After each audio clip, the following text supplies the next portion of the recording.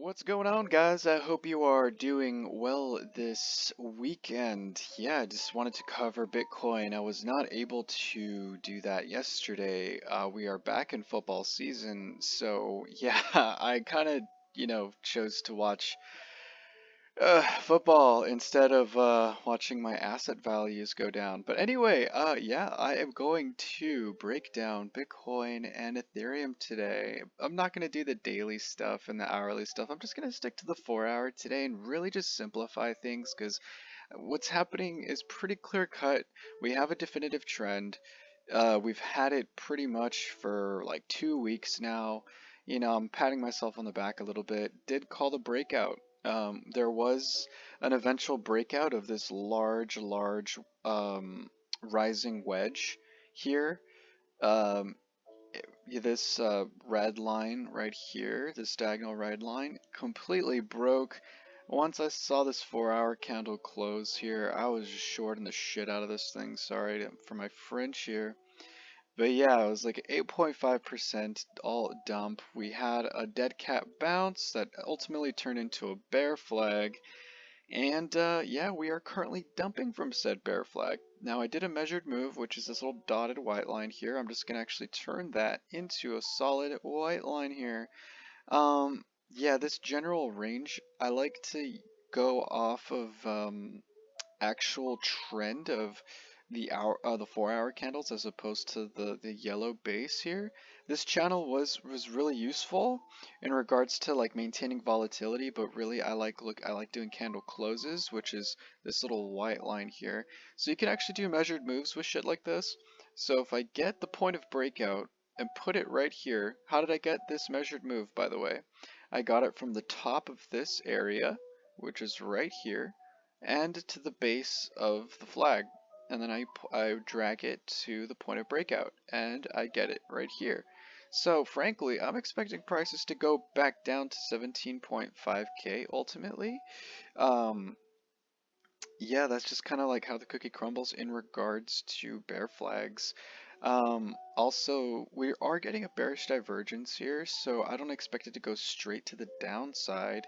I do expect like some form of a relief bounce, but frankly, I can't, I really can't foresee price breaking above, you know, uh, 20.8k. That was such a crucial level that was ultimately lost. We created a lower low in that instance.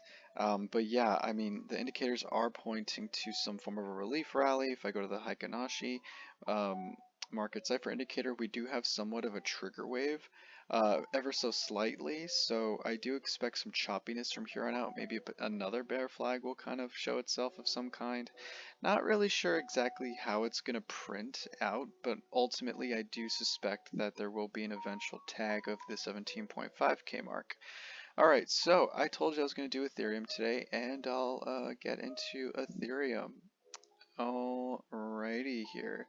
Okay, so as you can see, I kind of drew up a little bit of stuff. There are some theories that there was a larger head and shoulders pattern that recently broke out, so that's interesting to see on Ethereum. There was this smaller head and shoulders pattern that broke out, ultimately led to this dump here.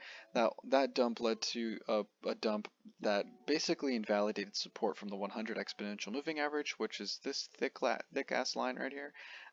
There was a breakdown and then a pump to retest it as resistance that created a bear flag, and ultimately that bear flag has a measured move of this area.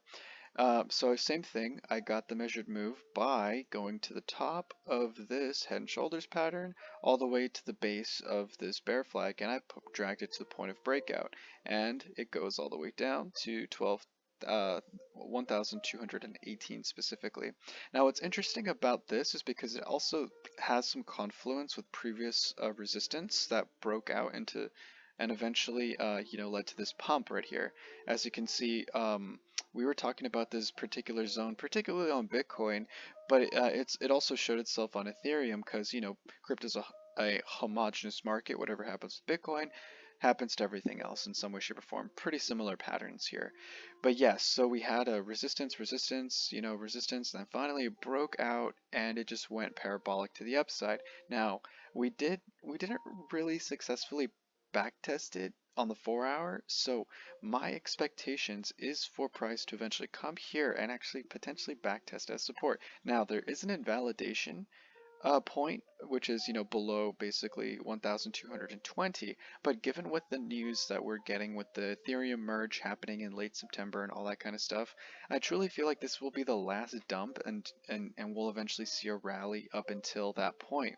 Now, keep in mind, once we broke down from this particular level here,